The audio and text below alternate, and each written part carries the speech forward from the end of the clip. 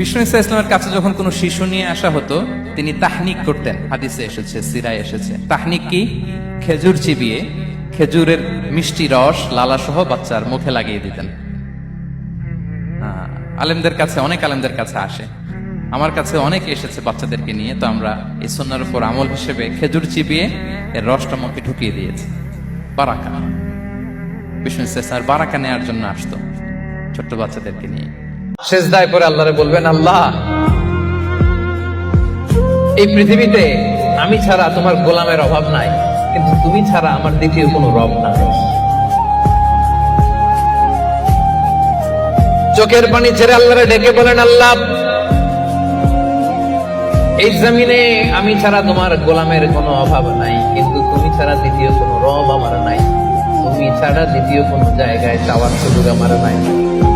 চোখের পানি ছেড়ে আল্লাহরে বলেন, আল্লাহ কোরআনে তুমি শিখিয়েছো ফরিয়াদীদেরকে কেউ যদি চায় ওই ফরিয়াদীদেরকে বারণ করা যায় না, তুমি কেমন করে এই অভাগা ফরিয়াদীকে আজকে ফিরিয়ে দিবা? চোখের পানি ছেড়ে আল্লাহর কাছে চা, সব তিনি দিয়ে দিতে পারেন। চিল্লায় বলেন ঠিক কিনা? গোটা বিশ্বের সবাই, আমাদের যার যা লাগবে সব যদি আল্লাহর কাছে চাই, আল্লাহ যদি সবাইকে সবকিছু দিয়ে দেয়, আল্লাহ বলে আমার ক্ষমতার 1 ইঞ্চিও কমবে না। চিল্লায় বলেন ঠিক কিনা? জেনে রেখো, যেটা তুমি পাওয়া এটা তুমি কোনোদিন হারাবা না। যেটা তোমার হওয়ার কথা ছিল ওইটা তুমি কোনোদিন মিস করবা না। আর যেটা তুমি পাওয়ার কথা না, গোটা বিশ্বের সব শক্তিকে হাতের মুঠোয় আনলেও সেটার দেখা তুমি পাবে না। আখিরাতে আনন্দ আছে না নাই? আর দুনিয়ার বুকে মौज মাস্তি করে যায়, দাপট দেখায়, আখিরাতে তাদের জন্য শাস্তি আছে না নাই?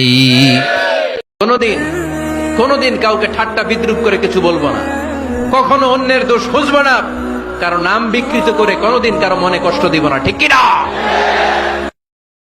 আপনি টেনশন করবেন না, আপনি চিন্তা করবেন না, কারণ ফাইন্না মাআল উসরি ইসরা, indeed with every hardship there is is. প্রত্যেক কষ্টের পরেই আনন্দ আছে না নাই? প্রত্যেক দুঃখের পরেই সুখ দিয়েছে কে? এত ভালোবাসা কই যাবে? কেউ থাকবে না, সবাই আপনার অন্ধকার কবরে রেখে দিয়ে চলে আসবে। উপরে বাঁশের কঞ্চি, তার উপরে মাটির চাপা, অন্ধকার আর অন্ধকার। এই অন্ধকার যেন শেষ হতে চায় না, শুধুই অন্ধকার। ঠিক কিনা?